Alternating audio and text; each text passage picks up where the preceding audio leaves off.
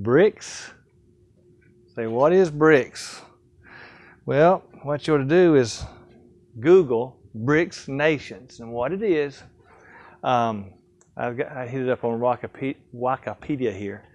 It's Brazil, Russia, India, China, and South Africa.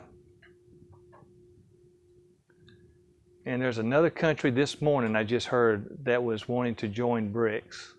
BRICS? Yeah.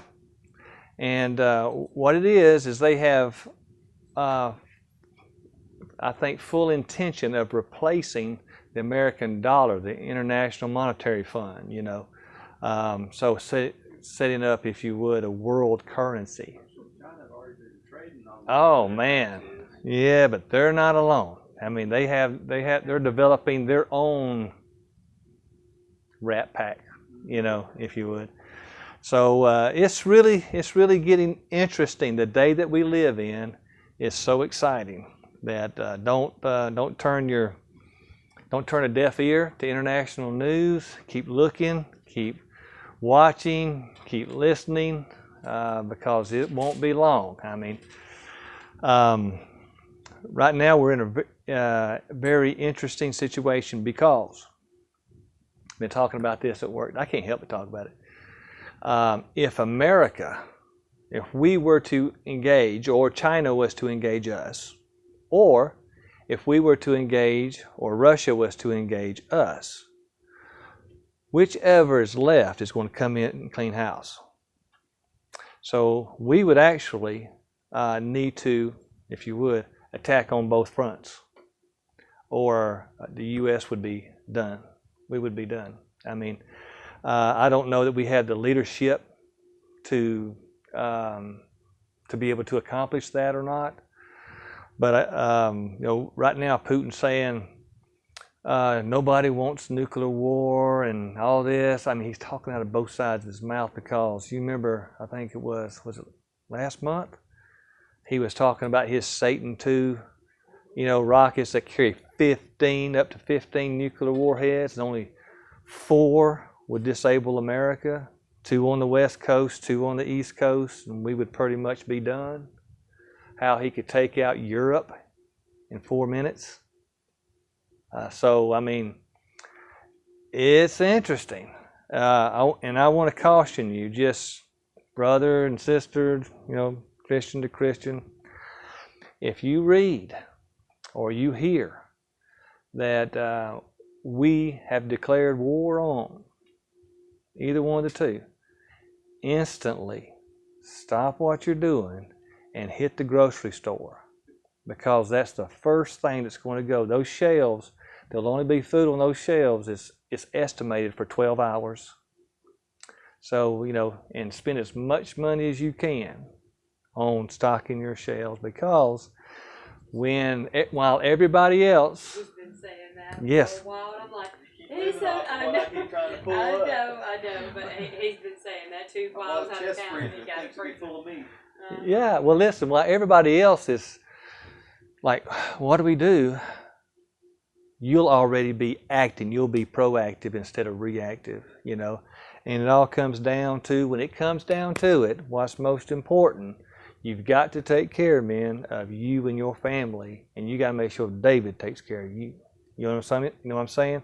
So I don't care if you're at work, middle of the day, whatever it is, right then. We're going with Laura. Take the bus to the grocery store. And listen, Putin also, the Russians were talking about, and this has been about a few months ago, setting off an EMP bomb over America. Now, if that happens, that takes out your electricity. Okay, now good, listen.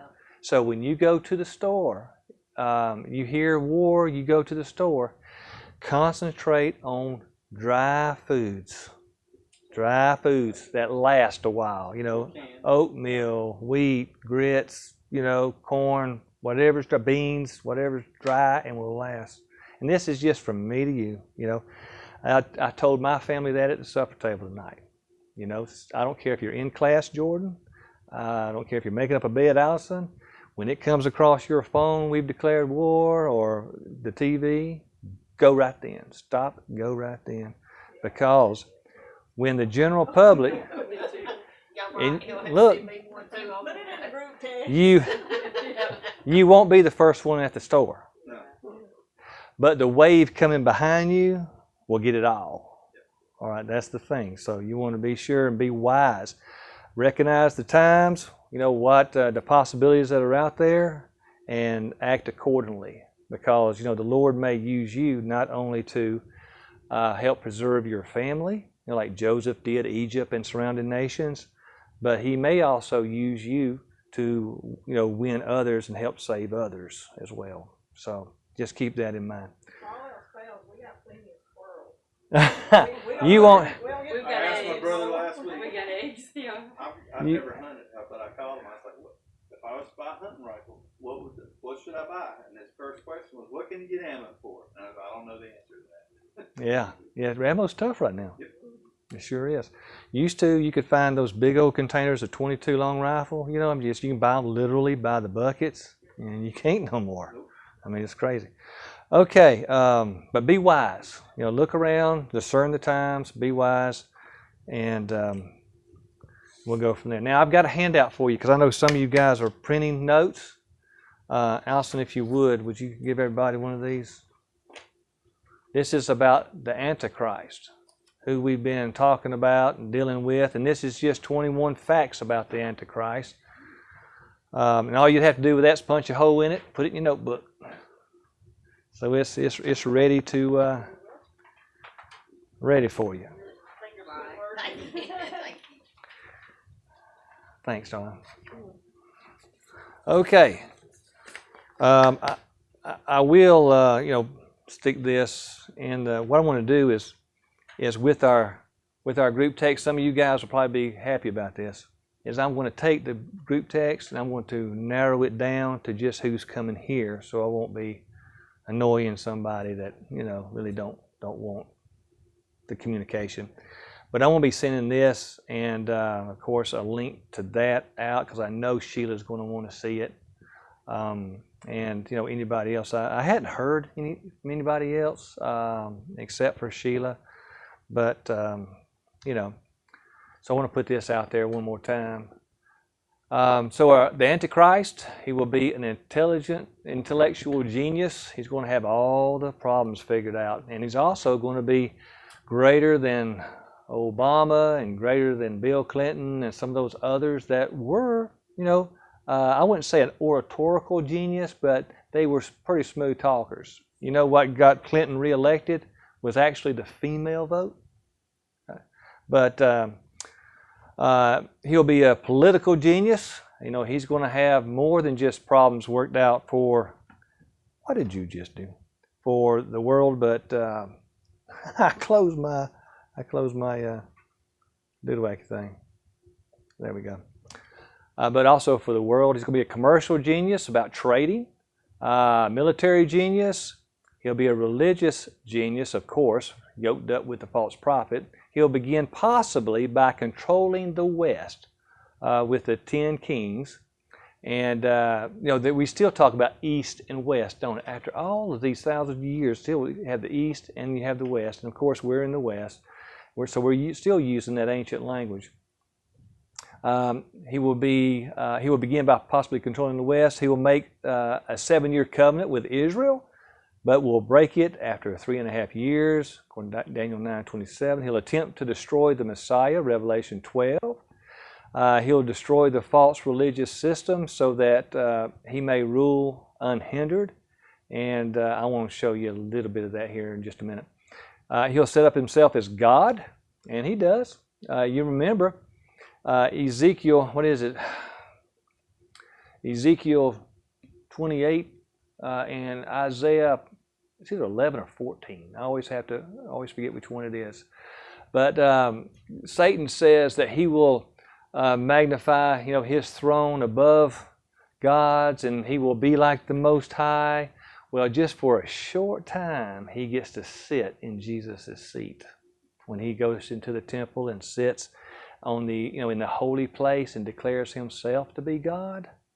So he actually, if you would, not in an eternal sense, but in a very temporal, short-lived sense, sits in Jesus' seat. He will be utterly defeated.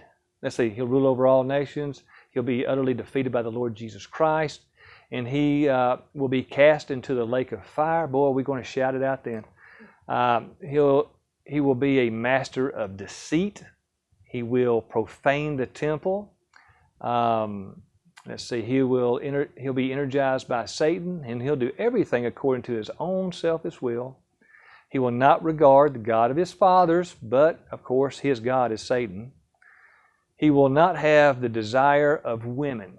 Now, there's expectation, or what do you call it? Not expectation, but there's a little debate there whether or not he's homosexual or whether a eunuch. Don't know, don't matter.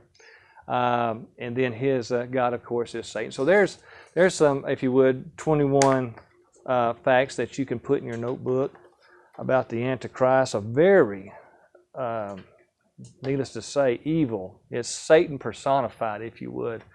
Kind of like a mock of, of God being the Father and Jesus being the Son. Satan would be the Father, and the Antichrist, the beast, would be, of course, Satan's son. So it's kind of a mock situation there. Okay, let's see. I posted chapter 17 on the internet. Did y'all get a chance to see that, review that, see that? No, maybe. Well, it's there for you. I saw it had 5 views, but I wasn't sure who had a look and who didn't. But chapter 17 talks about basically, if you would, Babylon in the religious system. But Babylon is like a coin. It has 2 sides. You have the religious system on one side where you have idolatry, and on the other side you have, if you would, the economic system, world trade, and the monetary system and such. So the Babylon is more of a system that is spread out over nations and oceans and nations and so forth. It's not a specific spot, so to speak. Now, Babylon used to be, in Iraq. It used to be a real city, real place. Nebuchadnezzar ruled Babylon. It was a humongous place. It was, if you would, a world power in its day. But now it's pretty much nothing. I mean, there's pretty much nothing there. Was it Saddam or somebody was wanting to rebuild it? I forget what, but it never really went anywhere. And if it did, it would never get back its former glory that's spoken and prophesied of here, because here it's controlling the world. It's controlling kings. It's controlling nations and peoples. This system is. And it's a really interesting system. Now, the 10 kings, the 10 horns that the Antichrist is controlling in chapter 17, actually God uses to destroy Babylon. Isn't that interesting? You have a wild beast over here that is controlling these wild dogs. And God uses the wild dog and the beast to destroy, if you would, the whole pen containing the kennel, the whole kennel. So what God's doing there is a wonderful thing. He's using evil to destroy evil. Now, so we see in verse 12 of chapter 17 says, the 10 horns which you saw are 10 kings, in which reference back down to verse 16 says, then the 10 horns which you saw on the beast, these will hate the harlot, and will make her desolate and naked, and eat her flesh, and get this now, this is really important, burn her with fire. What in the world is so important about burning her with fire?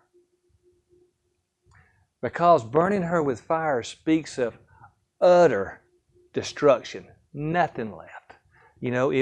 It's ashes, no chance of rebuilding, no chance of recovering, no chance of a comeback, gone.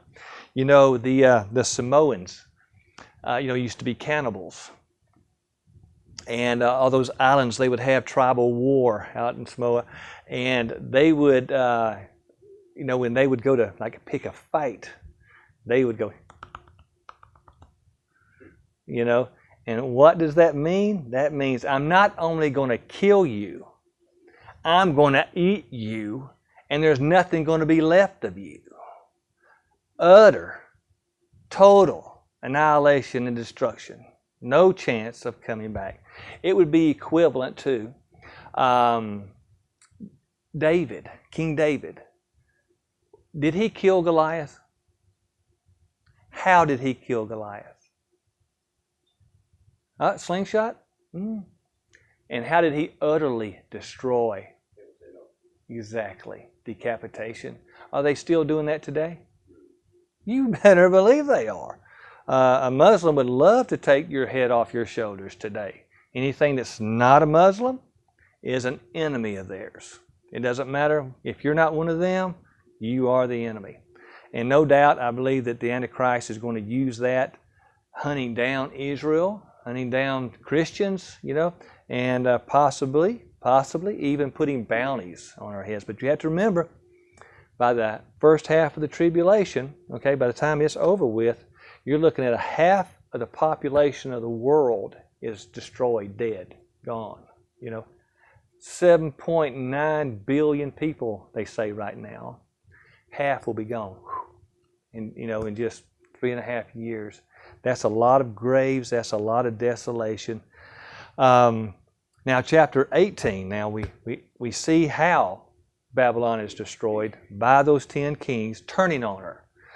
Don't know why. Don't know if it's out of greed. Don't know if it's out of lust or power or political reasons or just following the orders of their master, the Antichrist. But they do destroy. They do burn. Now, we see in chapter 18 a lot of, I guess you could say, the repercussion of this destruction. Chapter 18 starts with an angel. So did chapter 17.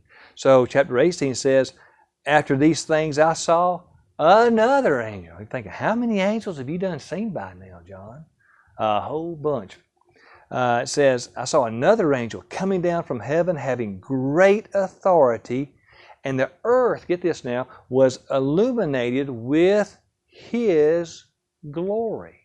So do you remember when Moses went up to meet with God? He came back down not knowing that his face was glowing.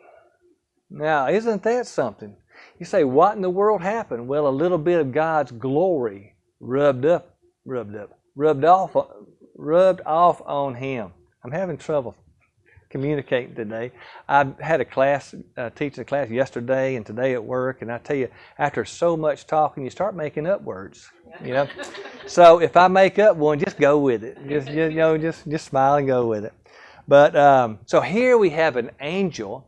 Apparently, it must be some type of significant angel, and not just your average messenger, coming down from God. He is glowing so much that he is illuminating, the earth. That's pretty bright. I don't know if it would be, like a spotlight, or whether it be what? The sun, I don't know, but it would be so bright that a significant part of the earth is illuminated with the glory of God, if you would, reflected from him. So, and he says what? He says, he cried mightily with a loud voice, saying, Babylon the Great. Isn't that interesting, the reputation there? Babylon the Great. How many of you are fans of Atlanta? Yay! Not me. But it's something. When we were in Australia, I had to always, they say, where are you from? And I always had to use Atlanta, because it's just a major city. I have to tell them, I say, just a little east of Atlanta. And they're like, oh, okay. And, some of them, would know about where that is, and others you'd have to explain it. But here, we have, if you would, a mighty angel talking about this great city, Babylon the Great. And get this, is fallen. Is fallen. Now, you need to understand that in Scripture, anytime something is repeated. It's repeated. It's significant. That was the Jewish way of writing, drawing major attention to what was said. So it wasn't something that a city has fallen, okay? What was something was that great, magnificent Babylon has fallen, you know? And it's very possible that our Wall Street helps make up this Babylon. Very, very possible. But like I say, it's not just one spot. It's a system in different places that makes up this. Like our economy. You know, we've got We've got America, Europe. You know, we've got different countries that make up our International Monetary Fund, that make up our economy.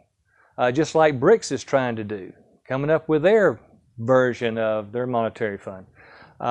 So we look at these different people, and we look at this system that's being destroyed, and it is significant because, get this now, it's bankrupting the world. Because the kings, all the nations' leaders, and all the nations, everybody are tied into this one world Babylonian system. And when it goes under, utterly destroyed by the Antichrist and his 10 kings, nobody has a dime. I mean, it's gone. It's like I was saying, you know, the run on the grocery store. Groceries are gone, and when they're gone, they're gone. They're going to stay gone a while. And so, you know, if it was just gone for 6 months, we would be so lucky. Really, we would be very fortunate. But I imagine it's going to be longer than that. If it were to happen, if the Lord allows it to happen. And He may, because it's obvious He's setting the world stage for what's coming. Okay? Now, what all that entails, I don't pretend to know. Okay? I'm just kind of like you. I'm going one day at a time, and I'm looking, I'm listening, I'm watching. But there's obvious God setting the stage. We all sense in our spirits something big is fixing to happen. You know, something big. It's like a tidal wave building, and we sense it, we know it, but when we don't know, how we don't know, you know, we don't know the details, we just know it's coming. So Babylon the Great is fallen, and has become the dwelling place. Now, this is the condition that Babylon was in, and has become the dwelling place of demons, a prison for every foul spirit, and a cage for every unclean and hated bird. So we see here really a couple of different things. One, it's a dwelling place, a prison, and a cage. Now, that cage and prison is the same word. It can mean either or. Okay, but being that the bird is at the end of the sentence, it makes sense that it would be a cage instead of a prison. But regardless, it's confinement. Okay, so we have that dwelling place of demons, that prison of foul spirit. What is a foul spirit? It's a demon. It's another way of communicating demon. And a cage for every unclean and hated birds. And they are symbolic of demonic forces in God's Word as well. So it's just, Babylon is infested with demons, with devils, is what it amounts to. And so is Washington, D.C. That's obvious. And so is the Kremlin. And so is Beijing. And that's where the real infestations, the real spiritual battles are going on that little guys like you and me, we don't know nothing about. You know, we haven't never experienced the things like that.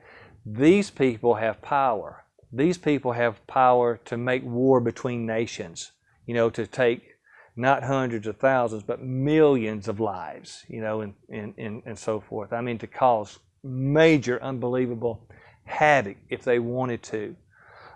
So those are, you know, that's where Satan himself is going to show up. You know, he's going to show up in Rome, Italy, at the Vatican. He's going to show up at Washington, D.C. He's going to show up Beijing and Kremlin and other places of great authority to sway those kings, to influence those people into doing his will and performing what he wants.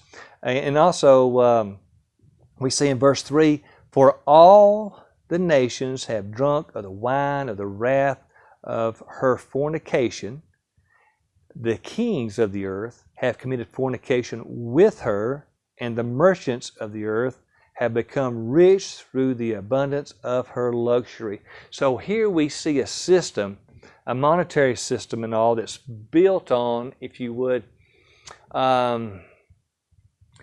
idolatry, lust, and covetousness. Get this. What was it? I think it was $2.8 billion in the lottery last time, that big thing. I started to buy a ticket just to have a souvenir of that, you know. What was it? The chances was over 300 and something million, something 100,000 to 1. Now, who would buy a ticket to win that thing? I mean, seriously. But somebody wanted it, you know, I mean. But regardless, get this. Money, Jesus said, is the what of all evil? It's the root. It's not money itself. There's plenty of good Christian men that are wealthy and some filthy rich that doesn't let that control them. Exactly. Some of them have the gift of giving, and it seems like the more they give, the more God gives through them, and they shovel it out, and God shovels it in, and praise God. And then there's others like you and me, God can't trust with all that, and that's fine too. Hey, Paul said, I've learned whatsoever state I'm in, therewith to be content. And that's okay, because money can change. Think about it. What do you really want? What would you do to get it? If you had a genie, and he was standing right there, and he said, you can have one wish, what would you wish for? You'd probably do like me. I'd wish for 1 billion more wishes.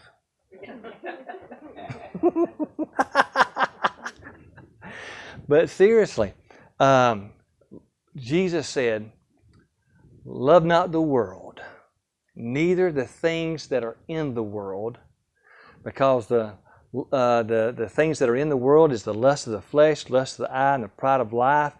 And this is not of the Father, but of the world. And the world passes away, and the lust thereof, but he that does the will of God abides forever. If we love the world and the things in the world, we're going to be following the world and be a part of the world. You cannot follow the world, love the world, and be a part of it without turning your back on your God. Because what is it? It's covetousness. Oh, what is covetousness? Covetousness is I want what you have, world. I want it. What is lust? Lust is I want it and I'll do what it takes to get it. It's covetousness on steroids is what it is. And then idolatry is I can't think about nothing else. I got to have it. It doesn't matter what it is. We as fallen human beings are all subject to covetousness, to lust, and idolatry, regardless of what the object is. And here Babylon seduces the whole world into just that. Get this now. The last part of verse 3 says, talks about the merchants of the earth have become rich through the abundance of her what? Her luxury. Get this. America, since I've been alive and have had consciousness, has been known as a rich city. I mean, a rich country. Folks like you and me don't have much. We are like billionaires to a lot of countries, where they don't have nothing. They're fending actually from meal to meal. And I can't imagine living like that because I never had to. But a lot of people do. And so we would look like, to them, millionaires, where we could give them $5 and that'd be like a month's pay. Interesting. But through Babylon comes a lot of deception because of the lucrative aspect, the money, the idolatry that Babylon leads the world in. Rockefeller was asked one time, when will you have enough money? He said, after I make another million. It's always another million, another million, another million. That was a long time ago. So for all, not some of the nations, but all the nations have drunk the wine of the wrath of her fornication. Now we've got nations. Now we have kings. The kings of the earth have committed fornication with her. And now we have the merchants of the earth have become rich. Everybody in some way is benefiting from Babylon. And get this, everybody is going to be affected by Babylon's destruction. Everybody's going to feel it. Now get this. We have spent, I can't remember not having electricity. Can you? Anybody here? I can't. I mean, my furthest memories back, I cannot remember not having electricity. But let's just say that EMP goes off and we lose our power grid. You know, we're going to be thrown into a situation where every single person in the United States is going to feel it. Can openers won't work anymore. So that stockpile of beanie weenies in the cupboard, you're going to have to open with a pocket knife or something. You know what I mean? We'll have to find different ways and all be innovative of how to survive and all without the luxury and all that we're used to. That's what the what? No, nothing with a circuit board. An old car that you can put some ignition parts in a Faraday cage, it might survive, but that's going to fry everything. Yeah. Everything electrical fry. If you had a car that was the crank kind, it might. So, but other than that, nothing that we have today would survive it. But like I say, anything with a circuit board will be gone. So that includes all the cell phones that we're so used to, you know, and all, I mean, just gone. Let's see, so all the nations are going to be affected by Babylon's destruction. Verse 4, and I heard another voice from heaven saying, this is what is so sad. This is the saddest verse in Revelation right here. He says, come out of her, my people, lest you share in her sins, and lest you receive of her plagues. So what's happening is saints, tribulation saints, have been now caught up in that broad way that leads to destruction, and have become, if you would, in our terminology, worldly saints. They're in the making money. Now they're in the making a name for themselves and the company and all this stuff. You know, that's what they're involved in now. And God's saying, hey, fire's fixing to fall. What does it remind you of? Don't it remind you of Lot and Sodom and Gomorrah? I used an L, didn't I? Gomorrah. Always use an L there. Now, get this. Abraham starts talking Jesus down, you know. Perhaps there's 50 righteous in there. Will you slay the righteous with the wicked? God forbid that you would slay the righteous with the wicked.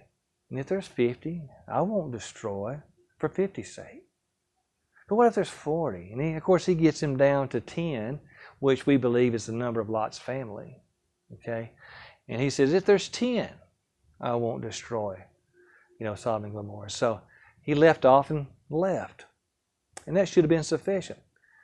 What was really interesting to me was when the angel told Lot, hey, get your family and get out of here. We're going to destroy this place. You know, his daughters and sons-in-law were like those that mocked him, didn't believe him. How could he, with a worldly lifestyle of a Christian, a saint, someone that identifies with God Almighty, willing to live in such a wicked place? It doesn't matter why. Some people speculate he wanted to do business. His whole mind was business, making money in that place. Well, that's fine. Some, was like, well, he could have been partaking of the sins, possibly. But regardless, when that angel grabbed a hold of his hand and says, flee, I can do nothing until you're gone. Don't that bless your heart? I can do nothing until you're gone. And then, of course, he begged to go to Zoar, which was a nearby city. And he says, yeah, I've given you this, go there, you know. And then what does he do? He goes to the stinking cave. After everything's destroyed, he goes up to the cave and commits incest with his daughters. And there's a whole other rowdy bunch born out of that. But anyway, let's go on. He says, come out of her, my people, lest you, and this is the warning, unless you share in her sins, unless you receive of her plagues. Now, God is going to judge Babylon. He's giving God's people a chance to come out and get right with Him and to relocate, etc. But it is possible to be caught up in the sins of another. Matthew, your friend asked you, can you please run me to the store? I've got to get my wife's prescription filled. You say, yeah, okay, let's go. So you sit in the truck. But when he comes back out, he's running with a bag and a gun. You know, wrong place, wrong time. So you don't want to be one of God's people. Wrong place, wrong time. Because when the thunder sounds and the lightning strikes, we want to be on the right side, on the right team, right? In verse 5 says, for her sins have reached to heaven, and God has remembered her iniquities. That does not mean that God has forgotten. It means that it simply is not time yet to judge her in God's plan and schedule of things. Okay, like one phrase was, the cup of the sins of the Amorites is not yet full. In other words, God is saying it is not time to act. But when it is time, get out of the way. When it is time, be on the right side, be on the right team. And her sins have reached to heaven, and God has remembered her iniquities. Now get this, verse 6 says, render to her just as she rendered to you, and repay her double according to her works. In the cup which she has mix double to her. So we see here that the desire is not eye for an eye or tooth for a tooth. Okay? It's eyes for an eye. It's teeth for a tooth. God is serious about judging this great whore, this Babylonian system and all that has deceived, get this now, not only the kings and the leaders, but the people, the multitudes are deceived by her. Now, in the tribulation, when the saints are being hunted and slaughtered, the Jews are being hunted and slaughtered, they will think that they are doing, get this now, their God a favor. That they are on the right side. They are issuing justice on the saints. We're talking about, I know you're tired, 4 o'clock this morning? Yeah. I thought this would be tough on you. Now, you're fine. You go to sleep if you want to. You got my permission.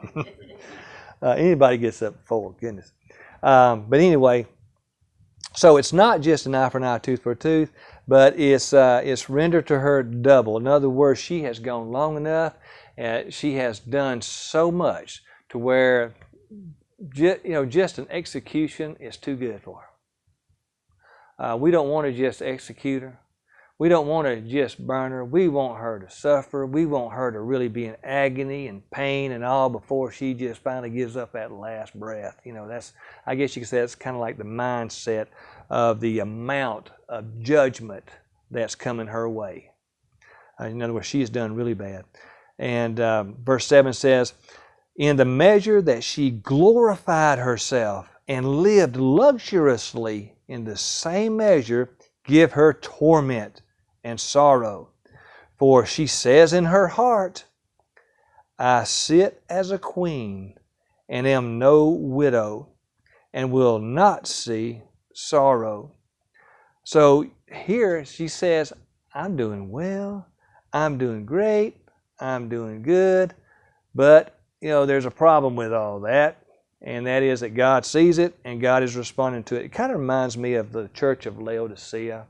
You know, I'm rich, I am in need of nothing, and God says, you know not that you're poor, blind, miserable, and naked. The church of Laodicea, if you remember, thought she was doing great, thriving, having all these programs, growing, and just doing well. But God says, you're miserable. I mean, you're a miserable mess. And I counsel you to buy me gold. You know, I counsel you to buy me gold. In other words, you get right with God, or I'm going to come and move your candlestick out of place. In other words, I'm going to judge you. I'm going to take you down. Kind of like, if you take something holy and you build it up and you start worshiping it, God Himself is going to destroy it.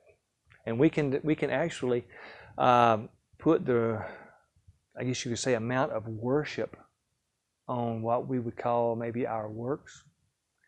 We can worship our church. We can worship God's Word in place of God. I mean, we can do all kind of things like that would disgust Almighty God. Like a lot of our prayers. A lot of our prayers are just quick, right off the cuff, same thing every time. How do you think that makes Him feel? You know, I think about some of the prayers I just shoot off when I want to hurry up and eat and get gone.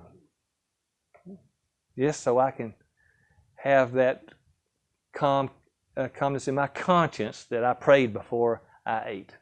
Did I really pray before I? Absolutely not. I just went through my routine. And so we can, if you would, worship the wrong things, even though they're religious things. You know, we knock on the pagans, like the Catholics. They worship the idols, they worship saints, they worship angels, they worship Mary. All these different pagan things, we knock on them, but we do the same thing, but in different areas. So, you know, we need to really, really watch that. Let's see here. Verse 8 says, therefore her plagues will come in one day, death and mourning and famine, and she will be utterly burnt with fire. For the kings of the earth who committed fornication and lived luxury with her will weep and lament for her when they see the smoke of her burning. So now when we see what was mentioned in chapter 17 about burning her with fire in verse 16 of chapter 17 is actually taking place in verse 18. And in verse 8 we see it's going to happen in one day. What does that mean? That means this great harlot, this great system, this great luxury, all this magnificent, what? Babylon is going to gone. Suddenly be destroyed in one day. It's going to take a day for a lot of the repercussions of this destruction to hit everybody. I can't believe it. It's kind of like, when Kennedy was assassinated, all our folks was, always talking about, where were you when Kennedy was assassinated? Where were you when Elvis died? Where were you when all this? Well, here they're going to be saying, where was you when Babylon was destroyed? And it's going to be so much more than any of the others that I mentioned. Because like I say, it's going to affect not just a country mourning, it's going to be a whole world in mourning.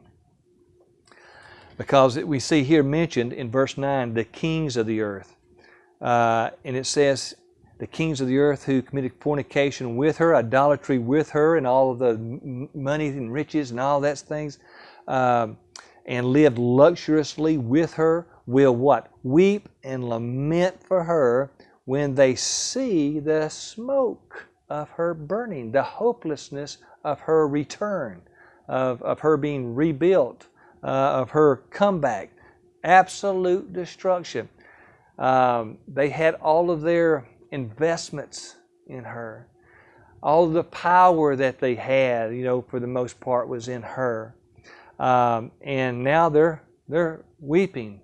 They're lamenting because it's gone. All that is just gone. Verse 10 says, standing at a distance, for fear of the torment. Now that's a phrase that we see several times. We see it in verse number 10, we see it in verse number 15, we see it in number 17. Standing at a distance for fear of the torment. In other words, the destruction was so horrific that they didn't want to get anywhere close, scared they would get caught up or affected by it. Now, could be because of the radiation. I don't know. We don't know.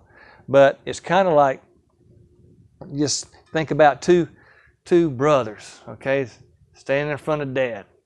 They're both in trouble, brother here, brother, let's just say they're twins. This one decides he's going to smart mouth Dad. And little brother, just steps apart, separates because he knows the thunder's fixing to strike over here. You know what I'm saying? And that's what these do.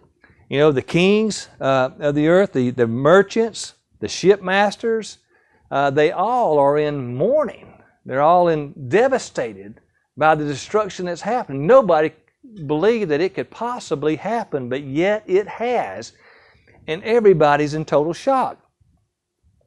Let's see, in verse 10, standing at a distance for fear of her torment, saying, alas, alas, emphasizing the shock. That great city, we see the description again, that great city, Babylon, that mighty city, for in 1 hour, one quick boom, your judgment has come, and the merchants of the earth will weep and mourn over her, for, get this, no one buys their merchandise anymore. So the merchants, they're just up in arms because all of their money's gone. The king's money's gone. If you would, the nation's money is gone. And verse 12 kind of gives us a bit of description here. It says the merchandise of gold and silver and precious stones and pearls and fine linen and purple and silk and scarlet and every kind of citron wood, every kind of object of ivory, every kind of object of most precious wood, bronze, iron, and marble, and cinnamon, and incense, fragrant oil, and frankincense, wine, and oil, fine flour, and wheat, cattle, sheep, horses, and chariots, and, get this, not only of those things, but also bodies and souls of men, so slave trafficking as well. Let's see, let me get on down here a little bit. Here we go. I really like what Dr. Utley said. The list describes international trade. He said the silvers from Spain, the fine linen from Egypt, silk from China, the citron wood from North Africa, the ivory from Africa, the iron from Spain or the Black Sea, cinnamon from India, and the universal practice of slave trading. And you better believe slave trading is just as live today as it's ever been. We're just not so privy to it because we live in our little cushion, but you get around Atlanta, people disappear all the time. Other major cities all the time. Let your teenage girl go to the bathroom by herself. Don't do that. I mean, just saying, don't do things like that. Be smart, be wise. So here we have, the international trade. Verse 14 says, the fruit that your soul longed for has gone from you, and all the things which are rich and splendid have gone from you, and you shall find them no more at all. In other words, it's all gone. Have you ever really talked to somebody that really opened their heart while you listen to them describe when their house burnt down, or when they were in an auto accident that somebody close to them died in and they were in the accident too, things like that, where there's great devastation.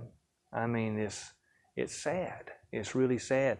And you can feel, the heaviness of the emotion that they're sharing with you. Well, here, of course, these folks are in that state, if you would. They're just broke. There's no hope.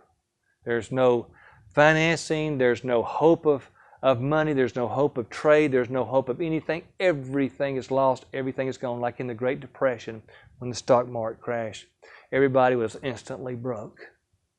And that was a time where we may be going back to if something were to happen, because when our, if you would, system locks down, you just take electricity out. You can't bank. You can't do anything. You can't receive direct deposit, and you can't buy anything. Your cards are no good. Yeah, we're just back to Stone Age, So, these folks are in that state.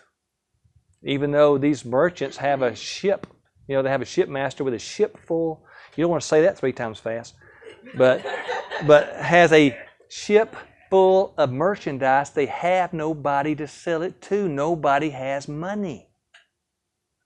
So what? I have 3,000 pianos on this ship. So what? They're grand pianos. I have nobody to sell them to. Nobody can buy them. It doesn't matter what is on the ship. It doesn't matter if it's gold or whatever. Nobody can buy it. The system is gone. The buying and sale, the trade system is gone. Verse 15 says, the merchants and those who became rich by her will stand at a distance for fear of the torment, weeping and wailing, and saying, alas, again, alas, that, here it is again, great city that was clothed in fine linen, purple and scarlet, and adorned with gold and precious stones and pearls. Sounds like royal attire, don't it? For in 1 hour such great riches have come to nothing. Every shipmaster and all who have traveled by ship, sailors and as many as trade on the sea, stood at a distance and cried out when they saw the smoke of her burning, saying, what is like this great city? In other words, they absolutely cannot believe it. This great city, no doubt, was probably protectorials of greater nations, but those nations went belly up. All nations went belly up. You can't have a military if you can't pay the soldier. You know what I'm saying? So what is like that great city? They threw dust on their heads and cried out, weeping and wailing. Let me bring this back here. That comes to mind as Job chapter 2, verse 12 says, and when they, now get this, Job's 3 friends. Job has lost everything. His children were killed. His animals were taken off, were stolen, were cattle jacked, or whatever it is, and nothing was left. His wife, was really the only one of his family that survived this whole ordeal, which was really between Satan and God, and he was just kind of caught up in the middle of it. But he lost absolutely everything, and he was covered from head to toe in big boils that he would just take a piece of pottery and just scrape. I don't know if they itched or if they boiled up with pus or something or what. I don't know. But he was such a sight that his 3 friends, when they came, they didn't say anything for a few days. They just sat with him. They didn't say nothing to him. He looked so pitiful, so horrific. So Job 2:12 says, and when they raised their eyes from afar and did not recognize him, they lifted up their voices and wept, and each one tore his robe and sprinkled dust on their head toward heaven. And that was an ancient way of showing great grief and heartache, for the situation. So they were seeing their friend in such a state that he was basically unrecognizable. Reminds me of Jesus on the cross. Daniel prophesied that he would be marred more than the sons of men. In other words, unrecognizable. He would be so beaten that he wouldn't look like a man. I mean, that's something. Let's see, where am I at? Okay.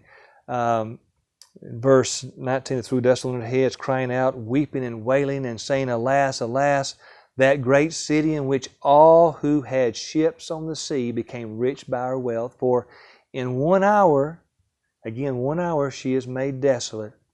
But, this great destruction and all this heartache and all that that everybody's feeling all this desperation and crying and just everything is gone and everything is lost. What in the world will we do? How will we eat? How will we survive? What's happening in heaven? Woo-hoo! Woo! Let this world go. I tell you what, we are, unfortunately, the church today is not being the light. They're getting used to the dark. And it's really sad. We're becoming more and more and more a part of this world instead of viewing ourselves and seeing ourselves as pilgrims and as strangers. We are temporary residences of this planet. Temporary. And that's the way we need to view ourselves, and that's the way we need to view our stuff. Anything that we have, Peter says, is going to melt. It's going to burn with fervent heat. I mean, it's going to all go up. When God renovates this earth with fire, nothing is going to withstand that fire. I don't care what it's made out of, it's going to burn. So for me to take more stock in a thing than I do God, now we have to admit that's just stupid. But if we're not careful, we will. We'll long for, we'll covet, we'll lust, and the next step is we'll worship a thing. And we crack on the pagans in the Bible sometimes. They were just worshiping wooden idols. Yeah, but we'll worship a car. I see folks, man, they got to detail that car every chance they get. They're out there buffing that thing, waxing it. I need a neighbor like that. I need a neighbor like that that has a cleaning compulsion or something. That where when he gets bored, he'll just come over and do mine. Oh, mercy. But the church is becoming so much like the world, but we need to understand that all this thing is just temporary. It's going to rot. It's going to burn. It's going to be gone. And then what? No U-Hauls are behind hearses, are they? And there is a statistic out there, at least right now, may not be tomorrow or tonight, but right now there's a statistic, if I can say it, statistic. 10 out of 10 people die. Get that? And then what is the question? What is that? What is that stuff? What is that? Those things going to do then for you? Nothing. I know Allison don't worship these things, but some people collect stuff that they do worship. What then? When God was calling me to preach, I was so into hunting and fishing. That was my God. It was. Really, I admit it. I was a hunting and fishing freak, wasn't I? Allison, she tells me one day, she said, if it was a girl, I know what to do. But I don't know how to compete with a fish. Yeah. I never forgot that. That stuck, And so that really got me to thinking about stuff, and I looked over my gun cabinet and I looked at my rifles and pistols and all, and I'm thinking, you're going to burn. You're going to melt. Because I could, at that time I was so into it, I could tell you all the guns, the calibers, and the velocities, with the different grain bullets. I'm telling you, I was just so into it. Almost like somebody. But, yeah, we ain't naming names. But yeah, I started picturing what I really held high and favored burning, and that really changed my perspective. It really did. And it was so much easier to surrender to the Lord then, when I started seeing things through God's Word and His perspective. But here we see, even though the world is absolutely beside themselves with what's going on with this destruction, heaven is absolutely raging. Verse 20 says, rejoice over her, O heaven, and you holy apostles and prophets, for God has avenged you on her. Now take your Bible and turn to Revelation chapter 6. Revelation chapter 6. Oh, let me get there. All right, and let's look at verse 10. Now, this is the voice of saints, okay? And they cried with a loud voice, saying, How long, O Lord, holy and true, until you judge and avenge our blood on those who dwell on the earth? So here we have in chapter 18, he's saying, Rejoice, for God has what? God has avenged you on her. Then the mighty angel took up a stone like a millstone. So now we have a drama going on here. Took up a great millstone and threw it into the sea, saying, Thus with violence the great city Babylon shall be thrown down and shall not be found anymore. We actually, let me go up over here in my notes. We actually see something in the Old Testament that's similar to this. You know, it's basically an acting out of what's going to happen, like if you would a word picture. And we see it here in Jeremiah 51:63 through 64. And it shall be when thou hast made an end of the reading this book, thou shalt bind a stone in it and cast it in the midst of Euphrates, and thou shalt say, Thus shall Babylon sink, and shall not rise from the evil that I'll bring upon her. So we see both places that this prophecy is acted out, okay? Whether it be the old Babylon or here the futuristic Babylon, the prophesied Babylon. Verse 22 says, the sound of harpists, musicians, flutes, and trumpets shall not be heard in you anymore. No craftsman of any craft shall be found in you anymore, and the sound of the millstone shall not be heard in you anymore. The light of a lamp shall not shine in you anymore, and the voice of a bridegroom and bride shall not be heard in you anymore. For your merchants were the great men of the earth. For your sorcery, all the nations were deceived. Now we have, number 1, the harpist. Number 2, the craftsman. Number 3, the light of the lamp. And number 4, the voice of the bridegroom and the bride. So we have people that are rejoicing and making merry. We have industry, the craftsman and the craft. We have basically general habitation with the lighting of the lamp and the voice of the bridegroom. Of course, what did God tell Adam and Eve? What was that commandment? To be what? Fruitful and multiply. So we have population growth. No, not going to have anything like that. No rejoicing, no population, no increase in number. No, nothing. You're going to be desolate. And it says on here in the bottom, it says, for your merchants were the great men of the earth. Isn't it amazing that most of your politicians are rich? I'm serious. I mean, they are so much richer when they come out of it, if they come out of it. But they're usually pretty wealthy going in it.